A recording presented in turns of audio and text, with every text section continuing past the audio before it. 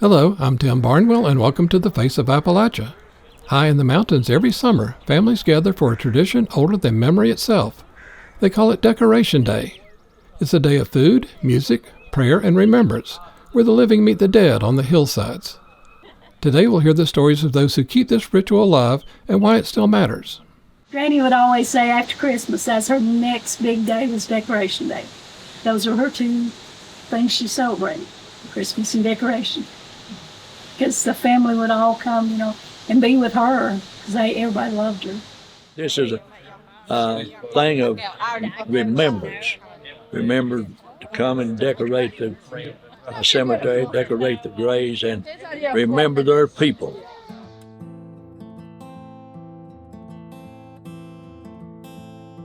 For generations, Decoration Day was more than a ritual. It was the heartbeat of mountain communities.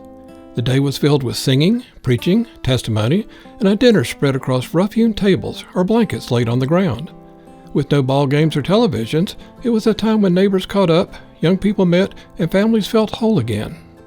Well, there wasn't any TVs and entertainment, car races, or ball games, and so Decoration Day was a place for the old folks to get together and swap news, and for the young folks to get together and meet, and it was just so special occasion. And some different place every Sunday would be a different decoration. We have our dinner, and it's just a wonderful day up on the mountain. My mama looked forward to it every year because she was raised up there. We ate dinner. Used to plenty. Usually the crowd's grinning pretty big by the time we get dinner to eat. Usually get plenty of dinner. Then we all gather over on the hill. A lot of people just walk. It's not far, 200 yards over to the cemetery, and we gather over there for usually some preaching maybe, and some singing, whatever the preacher feels like doing. My dad left when I was a little boy and went off and left us. And my grandpa, he taught me some things that down in there, they ain't never got out. Amen. They're down in there. He taught me how to be honest, how to treat people. Amen. And he gave me a good word every once in a while. Hey everybody, thanks for joining us. This is the story of Decoration Day in Appalachia, a living tradition, older than Memorial Day, yet still vital in its own right. It is a day shaped by memory, sustained by faith, and passed down through generations. Decoration Day reaches back to before the Civil War, with roots many traced to the Carolinas and Virginia. Families would gather on the mountainsides to clean cemeteries, place flowers, share food, and remember their dead. After the Civil War, the wider nation embraced something similar, called Memorial Day, which was first widely observed on May 30th, 1868. It was dedicated to soldiers who had given their lives in battle. By World War I, that remembrance expanded to honor the fallen of all of America's wars and soon became a national holiday. But in Appalachia, Decoration Day never changed course. It has always been about loved ones, mothers and fathers, sons and daughters, neighbors and friends, not only those lost in war. It is remembrance made personal, rooted in the land and in the people who still gather to honor those who have passed on.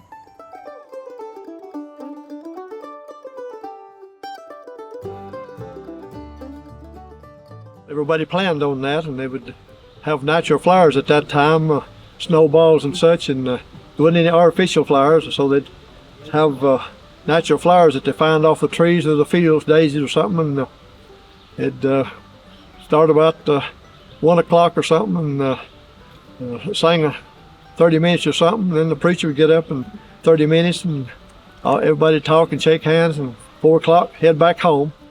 Flowers are at the heart of Decoration Day. Long before artificial bouquets lined store shelves, mountain families made their own, spending hours creating crepe paper blossoms twisted around wire. These handmade beauties were used along with natural flowers from the front yard or wild garden, each one a symbol of memory, carried in loving hands to the grave. The many colors of Decoration Day transformed cemeteries into vibrant expressions of folk art and community values, symbolizing the enduring connection between generations present and past. The flowers have changed. We would make homemade flowers. My mother would make flowers, and I can remember her making flowers. We would take an old tire, and the tire would be, they would burn the tires in making tobacco beds. Before that, I guess they picked the flowers from the flowers originally, because they had them in the summertime. They would have flowers. Most women had flower beds and flower gardens, and they would use natural flowers. But then my mother would make a flower out of crepe paper that she would use. Take a piece of wire and bend it, and I would help take that wire out of an old tire and cut it up in pieces for her when I was just a big boy. And she would bend it and create a flower out of that. And there would be a lot of them there when we got to the decoration. There would be a lot of those homemade flowers there. Mm-hmm. And then we got to buying flowers and putting on the cemeteries, you know, and artificial flowers. Still, if you make natural flower pots and put on the cemetery.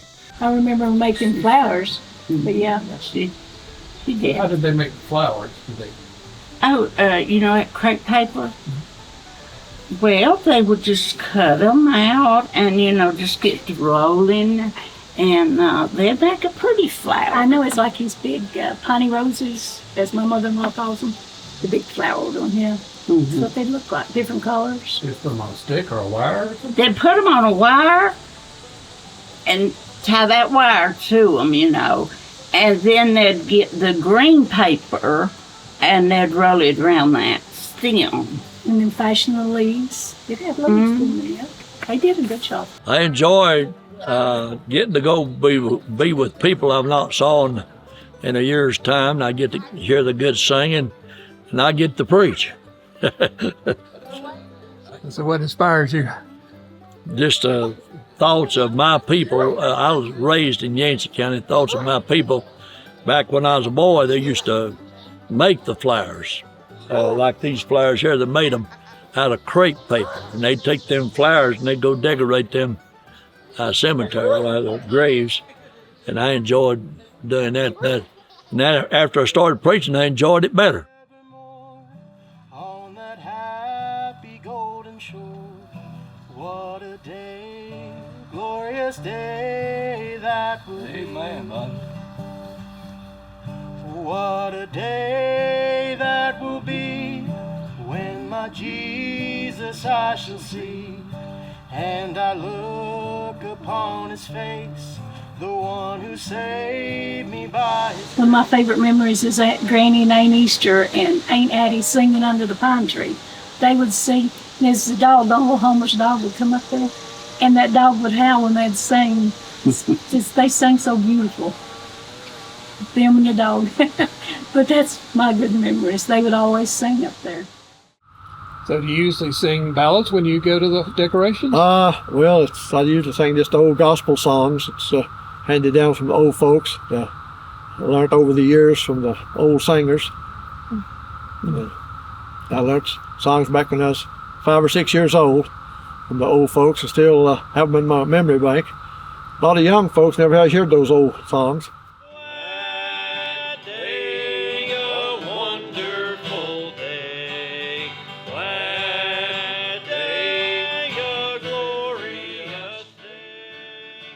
Usually there's music, some singing, because most of these families in this area had some musicians among the crowd and singers. A lot of good singers in the bunch. The Arrington family had a lot of good singers and good musicians in their family, and that's just part of the decoration. They usually had singing and a preacher to preach a message on Decoration Day. Up there we'll die no more, no coffins will be made up there, no graves on that bright shore. The lame will walk in glory land, the blind up there will see, the deaf in glory land will hear, and the dumb will talk to me. You get to eat a good meal and share a meal with different cooks and different food that you don't get Get all some the new time. recipes. New recipes. You know, these ladies are proud of their food, and if you really want to insult a woman, if you snarl your nose up at something she's made special effort to cook, thinks everybody can enjoy it. Oh, nobody does that, though. You just don't do that, you know. If you don't want it to buy it, just go on by and get what you want, you know, and everybody's happy. Because there'll be food there that you really like, and those women are proud of that food that they fix. That was my favorite part going up there because they always had a big bowl of banana pudding. Oh, You're on my page now. I couldn't wait to get to the banana pudding. I start with that and then work my way up. I did. Oh, yes. On Decoration Day, people bring their best dishes for a dinner on the grounds, knowing family and friends might have traveled miles for just one meal together. That means banana pudding, fried chicken, cornbread, food that fills the stomach and feeds the spirit. In years past, folks traveled by wagon, sled, or on foot across rugged ridges carrying baskets of food. Today they arrive in pickup trucks, beds full of coolers, and driving side-by-sides carrying friends. The family all comes around from everywhere. You know, we have family in South Carolina, Tennessee. You know, they just all look forward to coming. It's like going home.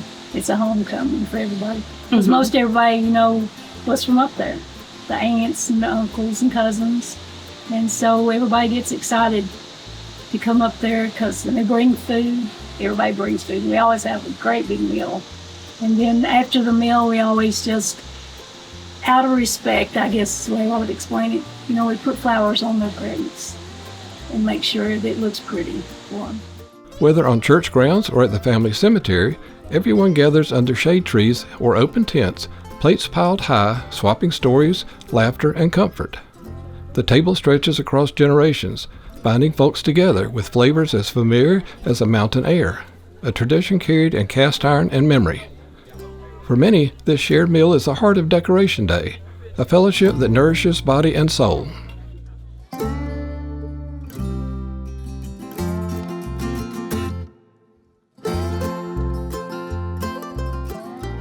Decoration Day in Appalachia shares striking parallels with traditions around the world. In Ireland, Cemetery Sunday brings families together to clean graves, share a meal, and offer prayers for their ancestors. In England and Wales, Flowering Sunday is much the same, though observed on Palm Sunday. And while not directly tied to the Latin American Day of the Dead, the similarities are clear. Flowers, food, music, and fellowship keep the bond between the living and the dead alive. So Decoration Day has kind of got a long tradition in these mountains. It has, ever since I can remember. And when I was a boy, like I told you a minute ago, it's a thing that people done. All these older people, that was their famous day. They'd walk from when they didn't have no vehicle. My people would walk across the mountain to decorate their family's grave. It's been that way ever since I can remember. So what do they do? Just come in and kind of clean up, or? Yeah, they come in and up yonder on the other cemetery, and this and two, they come in and mow the yard, and here they fix the graves like they used to. I mean, nowadays they flatten them out, you know, so they can mow over and do everything. But up here they still do that. That's the way it used to be on all the cemeteries. So you usually go in and clean up the graveyard ahead of time? Yeah, we would go in and make sure the leaves are raked back, and of course back years ago they didn't sow them down, so that we'd go in and rake all the leaves back off the cemetery and take usually have to haul some dirt in and fill up the graves and mound the graves. They were mounded with a mound of dirt all the way the length of them and mounted up in a sharp ridge on top of that grave, and they called it a mounded grave. And we'd go up and do that a few days before the decoration. Beyond food and flowers, Decoration Day holds its stories, ones of tragedy, of children lost, of family, friends, and neighbors gone too soon, and yet also of laughter, of running barefoot across the mountains. These moments of hardship, laughter, and memories live on through each generation, commemorated and celebrated on Decoration Day, lives remembered in every flower and song. We went up there as long as I can remember to the decoration and run around over that mountain barefooted. You can see everywhere. I know. We were from the first graveyard to the second all day long, just having a big time up there with our cousins. They'd come from all over the place for that decoration. Laney's oldest son, Will, had a steer to go mad about 19 and 10. We brought him up here and chained him to a locust tree there. They didn't anybody have a gun to kill him. Or in Tilson, run a store 2 miles down. They got him to come and shoot the steer. And they buried it. Well, 60 years later, another generation come to dig the grave, and they wasn't aware of the steer, and they dug in on the steer's bones and had to change the grave. So Madison's history. Remember that year we went up there? That was the year before Betty Jean died. It rained, and we had our meal in that barn. We set that table down through there, and everybody, there was a crowd gathered in there. People were getting stuck trying to turn the trucks around on the mountain, and but it was a beautiful day anyway. We all laughed because we were soaked to the bone. It was a good memory. Yeah, it was Betty Jean's last decoration with us, and the 4 of her kids. You probably got that from somebody. Her house burned. Her and 4 of her kids was destroyed in the fire. And where was that? Well, they lived in Hendersonville. That was in 80. Yeah, March of 80. She got Charlene, her oldest one, out to go get help. Her husband was working. Yeah. Oh, I know, that was heartbreaking. Out there on that cemetery, they just dug one big hole and put 5 caskets down in there. Yeah, I kind of put Betty Jean in the middle between the kids, because she had 3 boys and a girl in it. Mm-hmm. So how has the decorations days changed since you were growing up to today, maybe? Well, there's a lot less of them. You don't see many decorations anymore. A few of the older ones are still having the decorations, but they've not changed a whole lot. But you don't see as many of the younger people not there as many young now. people. Yeah, right. It's mostly older people that comes and decorates. Are there cemeteries that have kind of gotten lost over time, do you think? I'm sure they have. Yes. Especially here in this area on Doe Branch. Yeah. Because that was a big community back in there then. Yeah. There wasn't any tombstones back 100 years back. They just put up a little 5-pound stone and no fences. A lot of cemeteries have been lost in these mountains. So this is really to honor the generation past. That's exactly what it's for. Yep. Remember them and the memorial of what they done and how they done. So you don't tell things like this no more back in these mountains. You wouldn't even think about a cemetery being up here on that mountain. Why do you think it's important to continue celebrating these decoration days? Why do you think the younger generation should continue to do this? In memory of our old ancestors, they might be older and everything, but they should know about them. I think it's very important. I wish I'd asked more questions.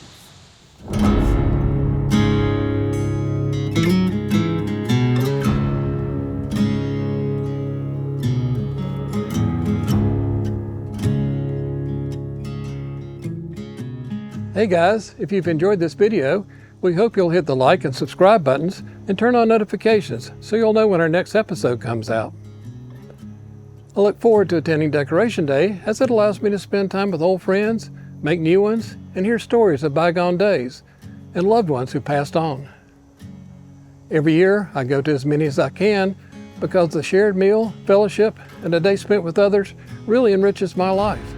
So how about you? Do you remember Decoration Day in your community? Is this something you still attend? If so, why do you think it is important to keep it alive? We'd love to hear your thoughts in the comments below. Thanks for joining us, and we'll see you next time.